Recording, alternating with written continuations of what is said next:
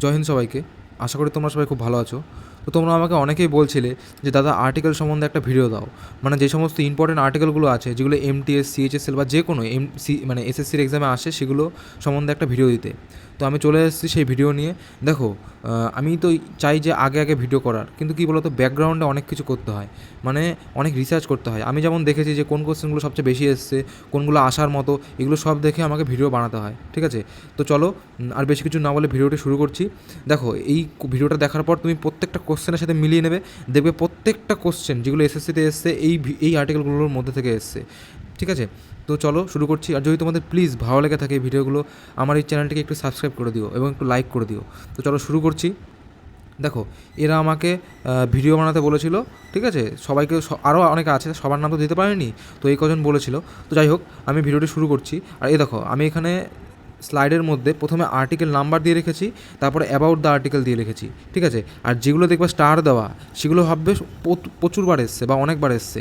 আর যেগুলো স্টার দেওয়া না সেগুলো কিন্তু ইম্পর্ট্যান্ট ভেবো না। এমনি কিন্তু আমি অনেক কটা আর্টিকেল বাদ দিয়েছি যেগুলো কোনো সময় আসে না, ঠিক আছে? টোটাল 448খানা আর্টিকেল আছে, মানে টোটাল আমাদের সংবিধানে 448খানা সংবিধান আছে। সবকটা তো আমাদের পড়ার দরকার নেই, আমাদের যেগুলো এক্সামে আসে সেগুলো আমাদের পড়তে হবে।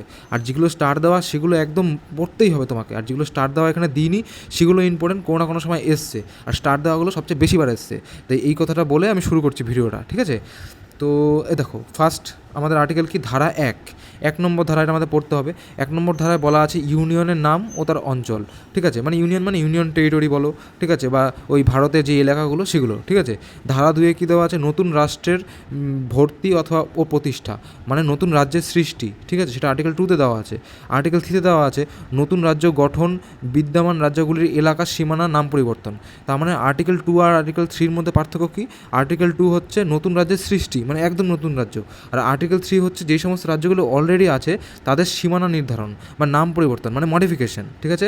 এবার দেখো, আর্টিকেল 5 থেকে আর্টিকেল 11 অবধি টোটাল নাগরিকত্ব আছে। তো এইভাবে কোশ্চেন আসে যে অনেক সময় আর্টিকেল 5 থেকে আর্টিকেল 11 নাগরিকত্ব সম্বন্ধে দেওয়া আছে, ঠিক আছে? আর্টিকেল 12 থেকে আর্টিকেল 35 হচ্ছে মৌলিক অধিকার বা ফান্ডামেন্টাল রাইট, ঠিক আছে? তাহলে আর্টিকেল 12 থেকে আর্টিকেল 35 হচ্ছে মৌলিক অধিকার। এবার এই মৌলিক অধিকারের ভেতর হচ্ছে অনেক কটা আর্টিকেল আছে, সেগুলো আমাদের পড়তে হবে, ঠিক আছে? যেমন ধরো আর্টিকেল 14, ঠিক আছে? আইনের সামনে সমতা, বা ইংলিশে যদি বলো ইকুয়ালিটি বিফোর ল, ঠিক আছে? আর্টিকেল 15 হচ্ছে ভেরি ভেরি ইম্পর্টেন্ট, ধর্ম, জাতি, বর্ণ, লিঙ্গ বা জন্মস্থানের ভিত্তিতে বৈষম্য নিষিদ্ধ, ঠিক আছে? মানে ধর্ম, জাতি, বর্ণ, লিঙ্গ, জন্মস্থানের ভিত্তিতে কারোর সাথে মানে বৈষম্য করা যাবে না, ঠিক আছে? আর্টিকেল 16 ভেরি ভেরি ইম্পর্টেন্ট, সরকারি চাকরির ক্ষেত্রে সুযোগের সমতা, মানে সবাইকে সরকারি চাকরির ক্ষেত্রে সুযোগের সমতা দেওয়া, ঠিক আছে? দেখো, যেগুলো আমি স্টার দেওয়া সেগুলো কিন্তু তোমাদের মাস্ট, মানে একদম পড়তেই হবে, তো পড়তেই হবে, ঠিক আছে? আচ্ছা, ধারা 17 অস্পৃশ্যতার বিলুপ্তি, ভেরি ভেরি ইম্পর্টেন্ট। আনলিমিটেড বার কোশ্চেনটা এসছে, মানে অনেকবার কোশ্চেনটা এসছে, আর তোমরা দেখতেই পাবে যদি তোমরা এমটিএস দিয়ে থাকো। আচ্ছা, ধারা 18 শিরোনামের বিলুপ্তি বা অ্যাবলিশন অফ টাইটেলস, আমি ইংলিশেও পাশাপাশি বলে যাচ্ছি, ঠিক আছে? তাহলে ধারা 18 হচ্ছে শিরোনামের বিলুপ্তি, বা কেউ টাইটেল নিতে পারবে না। মানে ধরো আমি আমার নামের আগে চন্দ্রগুপ্ত সৈকত লিখতে পারবো না, বা তুমি তোমার নামের আগে যে কোনো টাইটেল, সে মহারাজা, এই টাইপের টাইটেল তুমি নিতে পারবে না, ঠিক আছে? আচ্ছা, আর্টিকেল 19, দেখো আর্টিকেল 19-এ টোটাল 6-7খানা মানে ধারা আছে, সবকটা আমাদের পড়ার দরকার নেই। খালি মনে রাখবে আর্টিকেল 19 হচ্ছে আমাদের স্বাধীনতার অধিকার দেয়। মোদ্দা কথা, আর্টিকেল 19 আমাদের স্বাধীনতার অধিকার দেয়। সেই স্বাধীনতা যে কোনো হতে পারে, বাক স্বাধীনতা হতে পারে, ঠিক আছে? মত প্রকাশের স্বাধীনতা হতে পারে, এই সমস্ত স্বাধীনতা আমাদের আর্টিকেল 19 দেয়। খালি মনে রাখবে আর্টিকেল 19 হচ্ছে স্বাধীনতার অধিকার, freedom of speech, freedom of expression, এগুলো হচ্ছে আর্টিকেল 19, ঠিক আছে? আমি তোমাদের বলে যাচ্ছি, তোমরা খালি শুনে যাও, ঠিক আছে? তোমাদের এগুলো দেখলে তো অবশ্যই তোমাদের উপকার হবে। আর পিডিএফটাও আমি তোমাদের দিয়ে দেবো টেলিগ্রামে, কিন্তু তোমরা খালি শুনে যাও, দেখবে ভিডিওটা বারবার দেখবে তোমাদের এমনি মুখস্থ হয়ে গেছে প্রত্যেকটা কোশ্চেন, ঠিক আছে? আচ্ছা, ধারা নম্বর 20 হচ্ছে অপরাধের জন্য দোষী সাব্যস্ত হওয়ার ক্ষেত্রে সুরক্ষা, ঠিক আছে? ধারা 21 ভেরি ভেরি ইম্পর্টেন্ট, ঠিক আছে? জীবন ও ব্যক্তিগত স্বাধীনতার অধিকার বা স্বাধীনতার সুরক্ষা।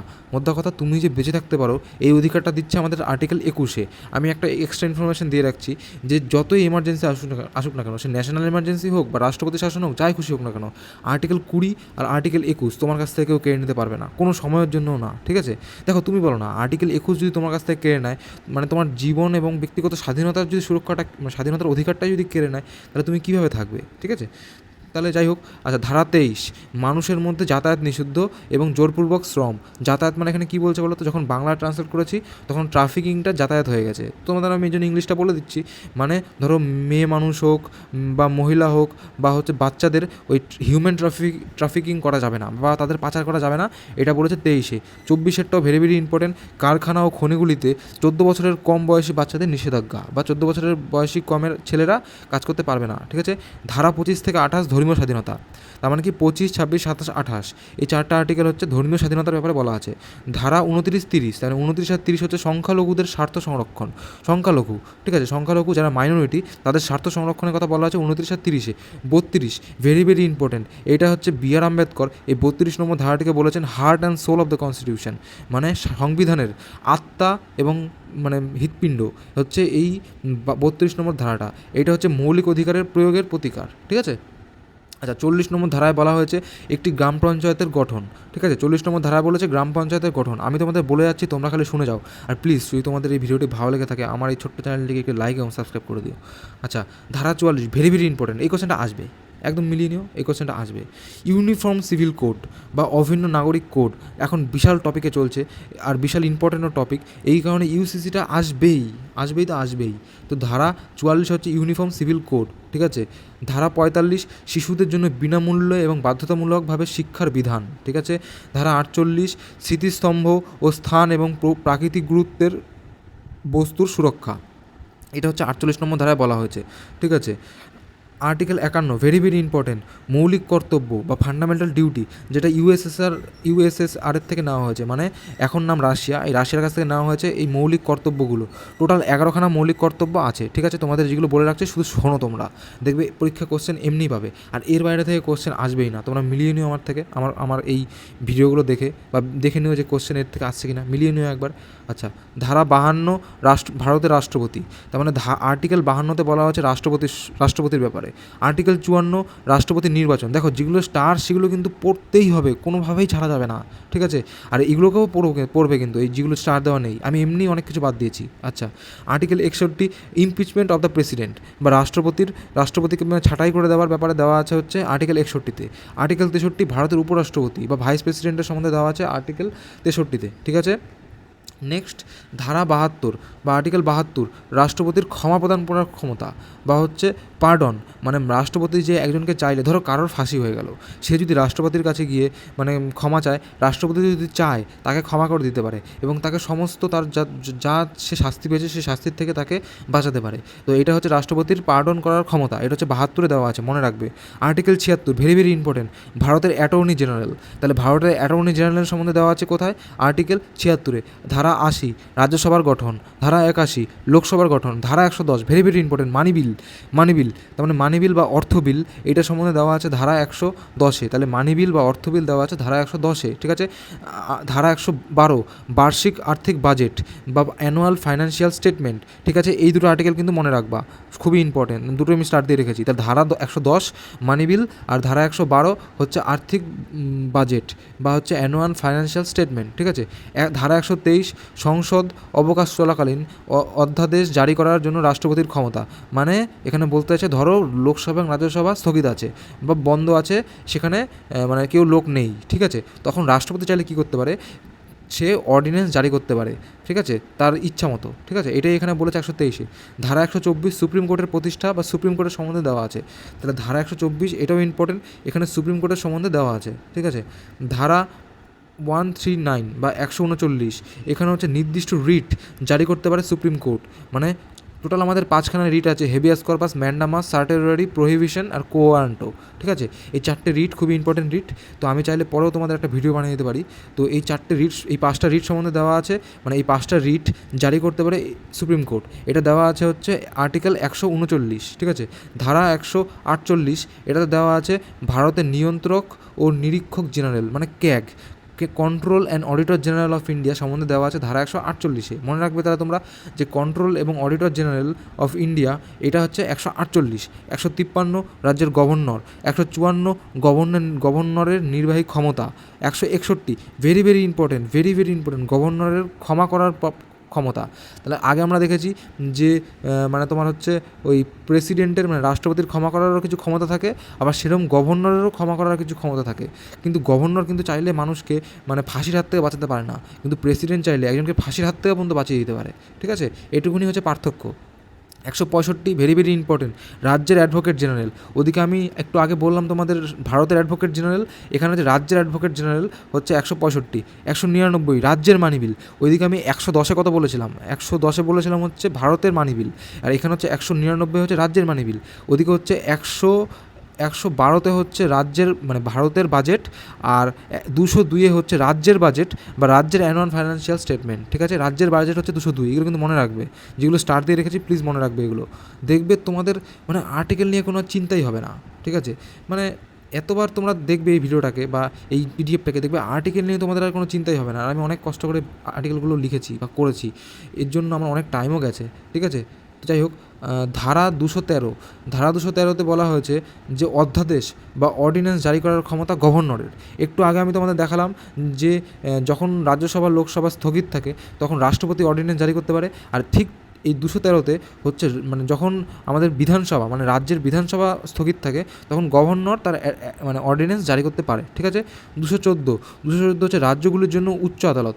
আমি একটু আগে দেখালাম তোমাদের হচ্ছে 124 হচ্ছে তোমাদের সুপ্রিম কোর্ট, আর ঠিক তার 100টা যদি যোগ করে দাও তাহলে 224 এটাতে হয়ে যাবে হাইকোর্ট বা রাজ্যের উচ্চ আদালত। ঠিক আছে, 226 হচ্ছে রিট জারি করার ক্ষমতা। আমি একটু আগেই তোমাদের দেখালাম যে মানে সুপ্রিম কোর্টের রিট জারি করার ক্ষমতা, আর ঠিক তার কিছু পরেই মানে 226 হচ্ছে রাজ্যের রিট জারি করার ক্ষমতা।